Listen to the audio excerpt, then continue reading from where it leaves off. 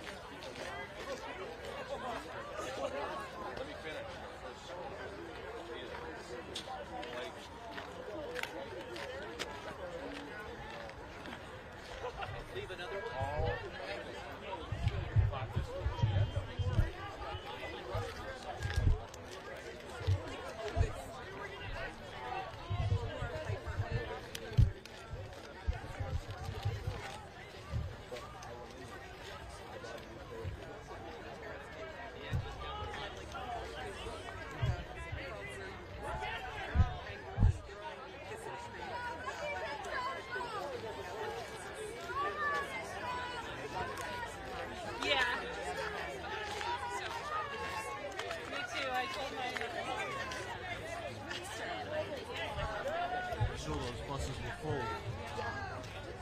No, they were full with people that were flying out. People they detained. All those buses and vans were full with detainees, yeah. So they go to the airport and they fly them out.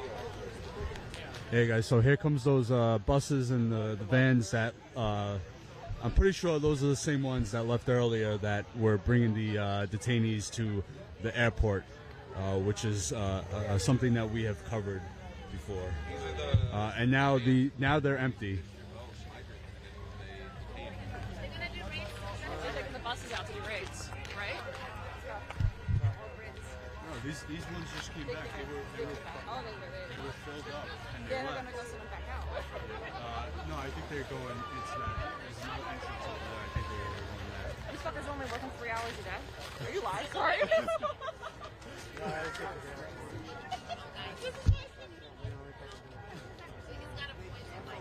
Yeah. My day off.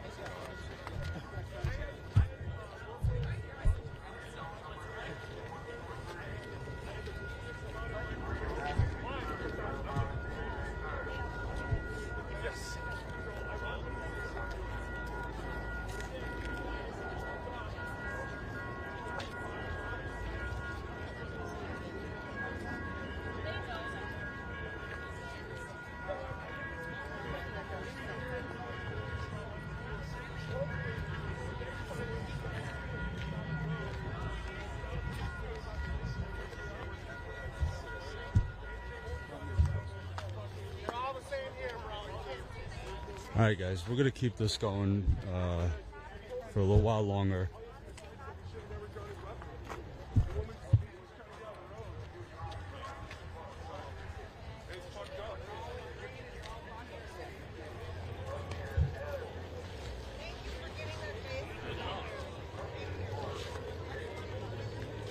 Good analogy of what the fuck's going on.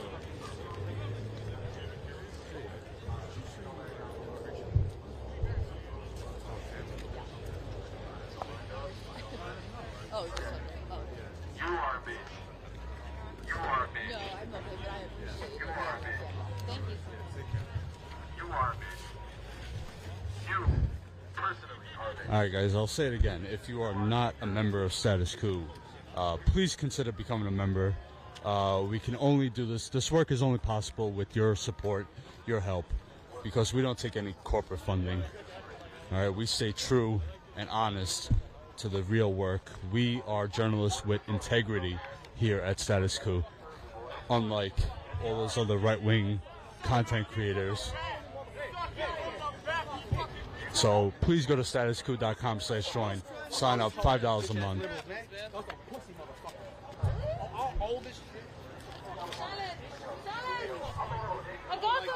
$5 a month, 16 cents a day. That keeps us on the ground, wherever we have to be. Right now it's Minnesota. A couple months ago it was Chicago. But wherever we need to be, we will be, to show you the occupation, the occupied United States, the freest country in the world where U.S. citizens are shot and killed by U.S. Border Patrol more than 100 miles away from the border. So they have no business being anywhere here. School! You don't have to go to the school! I have to. You don't have to go to the school. Nah. He's coming in at his fucking school.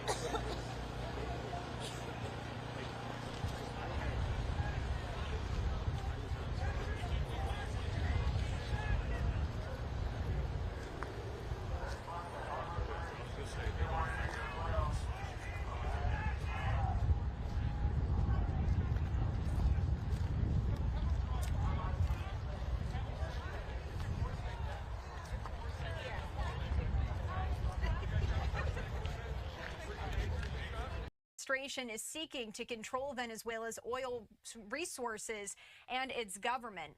Democrats had failed to pass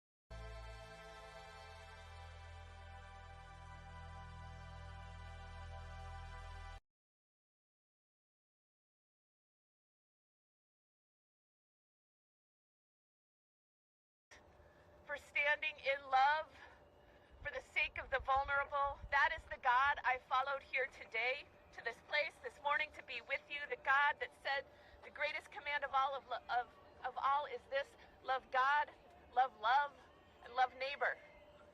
That is what I see Minnesotans doing right now, whether they call it Christian action or not. They are loving their neighbors, all of them, with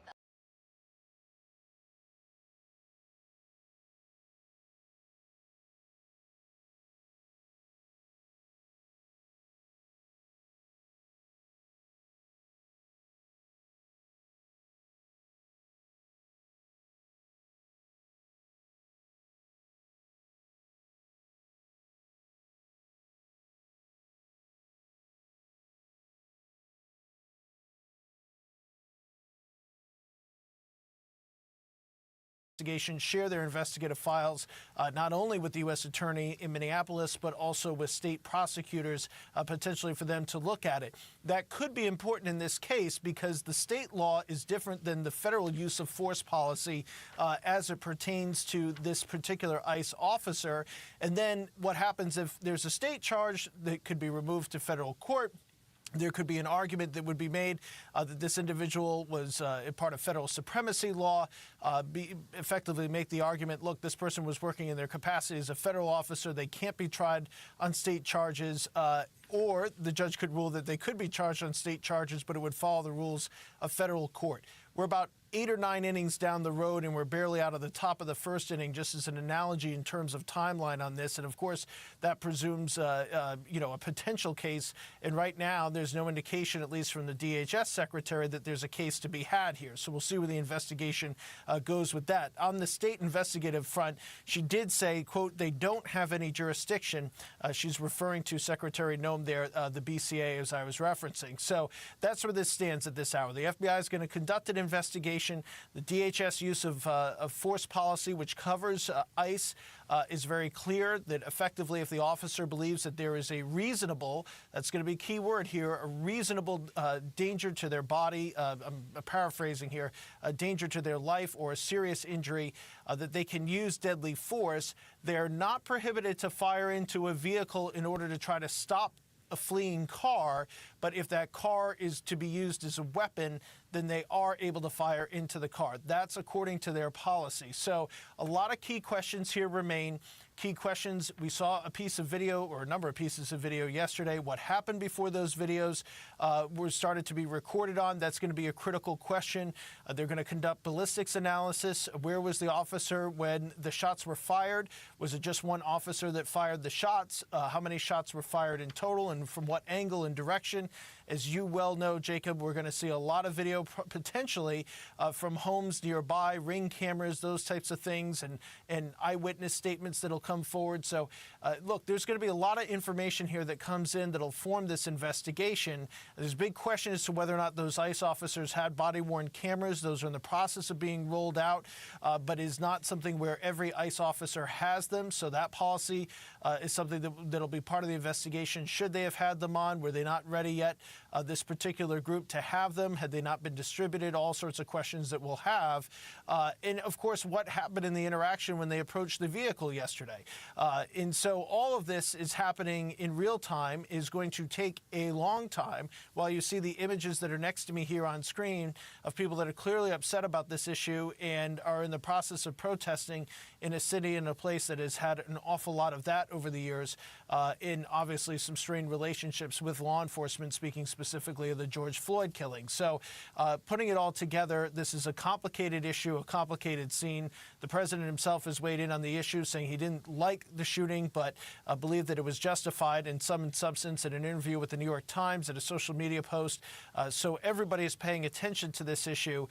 It's just that the answers in a total investigation take some time, and obviously that's going to require some patience as well, Jacob. And you mentioned the history here in this part of Minneapolis, the shooting that happened yesterday, happening about 10 blocks from the scene of where George Floyd was killed nearly 6 years ago. And that, of course, many scars there opened up once again for people living there in Minneapolis. Tom, we've seen this video and we've noticed how different people have different interpretations of the video so far. Clearly, that will be dissected as part of the investigation. But one of the things we don't fully know is what exactly happened beforehand. We just heard Secretary Noem saying that the officers were being followed and harassed and impeded against throughout the day yesterday. But one of the key questions is going to be perhaps what led up to the things we have seen on video, right?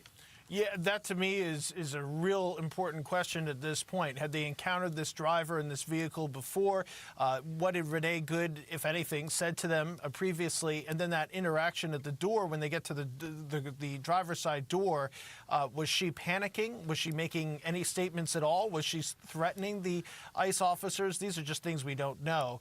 And that's going to be a critical part of the investigation, obviously. So we're going to have to get some more details. But how that all went down, and that's why I specifically referenced the Ring camera. How does this vehicle, how were they previously interacting with the officers? Were they slowing them down? Were they getting in the way? Then they're kind of at that angle there, perhaps impeding the ICE officers. Again, need to get more information on that, or perhaps not. That's all going to be part of this investigation. So as important as it is, the things that happen at the instant this shooting happened, what happened, I would say, in the 3 to 4 minutes before we start seeing these videos, in speaking with investigators, and I want our audience to be clear, I've looked at these reports and these investigative reports for well over 10 years on these officer-involved, federal agent-involved shootings. So that's where I'm drawing these questions from, the experience from, as well as speaking to retired members of law enforcement, not only in all parts of this country, but specifically from the Minnesota, Minneapolis area, and in speaking with legal experts about the issues of the law, people that have done these types of cases before. So that's the kind of informing the questions that we're asking here today and the things that they could be looking at. All right, Tom Winter, appreciate your reporting. Let's bring in our chief White House correspondent, Peter Alexander. Peter, we heard plenty from the president yesterday as the situation was unfolding. Obviously, we just heard Secretary Noem once again repeating basically what she said yesterday, strongly supporting the ICE officers, saying the shooting was justified, also calling this, quote, domestic terrorism. What else are we hearing from the White House?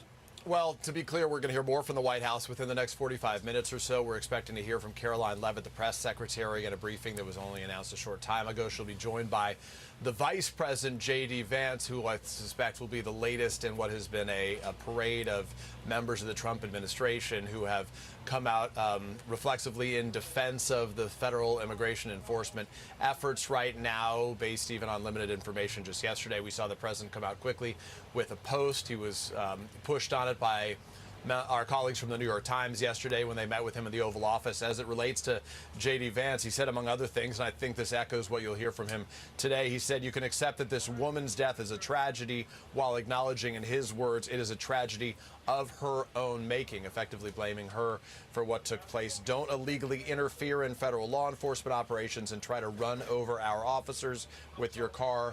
It's really that simple. The president, speaking not too dissimilarly in his comments, initially he described it as vicious, said that she tried to run over the individual, that ICE agent yesterday. Later, after the video was replayed, he asked one of his assistants, his aides, to play the video for the reporters.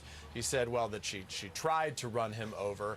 Suffice to say, that's sort of the president's position on this, and it's not surprising because he has been, tried to make it very clear that he supports all the efforts by ICE agents throughout the country. There was one reference as we were listening to Kristi Noem a short time ago in that news conference in New York City, talking about the border czar, who is in effect one of her colleagues in federal law enforcement in this country, Tom Homan, who said, among other things in a new interview, let the investigation play out and hold people accountable based on the investigation. He was less inclined to have a sort of near immediate conclusion about what happened here. But, having covered this White House for now 13 years, or White Houses over the course of 13 years, this is anomalous. This president and his aides are usually very quick, not surprisingly, usually very quick to come to their conclusion about a situation compared to past presidents of both parties who have traditionally been inclined to say, hey, we're going to let the process play out. That's obviously not the way that President Trump and his team views this. All right, Peter Alexander, thank you so much. We will have much more ahead here on NBC News Now. We expect to hear from Governor Walz shortly. Also online at NBCNews.com, and a full wrap-up tonight on Nightly News. I'm Joe Fryer. We return you now to NBC News Daily. In conclusion, and so did Rob and Michelle Reiner. Last spring, Rob, Michelle, and Romy all wrote letters to the DA about what Nanan meant to them. Rob said, "I've met some very impressive and influential people, but if I'm being honest, apart from my father, no one has impressed me more and been more influential to me than Nanan Williams." That's what he wrote about you. How does that to conduct a full, comprehensive investigation, and at the conclusion of that investigation, share to the individuals, both the victims and the shooters and the rest of the team. They're going to look at their training, how they were trained, when was the last time they were trained, when were their firearms qualifications. Everything should be looked at with a microscopic level to find out where this all started, how it began, how it happened, and then all that evidence collected, a decision should be made. Daniel, there's so much to discuss here. I'm going to have to leave our conversation here, but the investigation is ongoing, so I know we will talk again. Thank you for your time today. Anytime. That is Pleasure. Daniel Bruner. He is a retired FBI agent in Montana. We know that local officials are also demanding the immediate removal of federal ICE agents. With emotions running high and many unanswered questions still lingering, I'm now joined by CNN's Brian Abel in Minneapolis at the site of a memorial for the victim of that ICE-involved shooting. So, Brian, what's the latest where you are?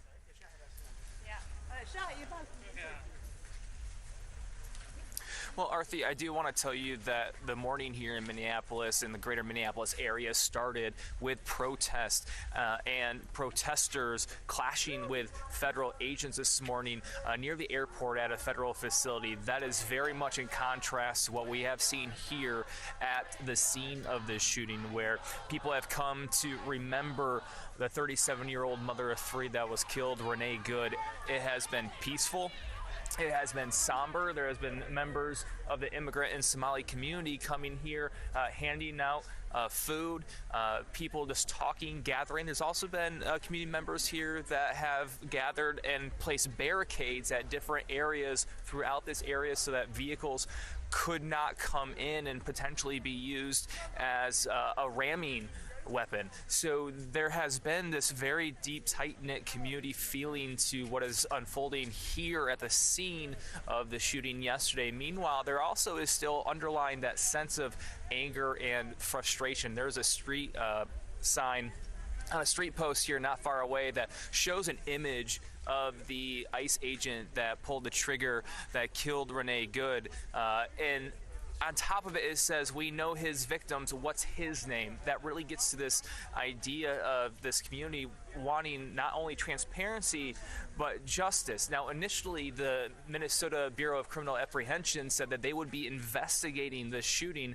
We have just learned that they are saying they've had to withdraw that investigation after the FBI took over, because the FBI said it would not provide case materials for this. So we are starting to get reactions from that. Meanwhile, Arthi, the governor of Minnesota, Tim Walz, is expected to speak at a press conference later today. We'll, of course, be monitoring to find out what comes from that.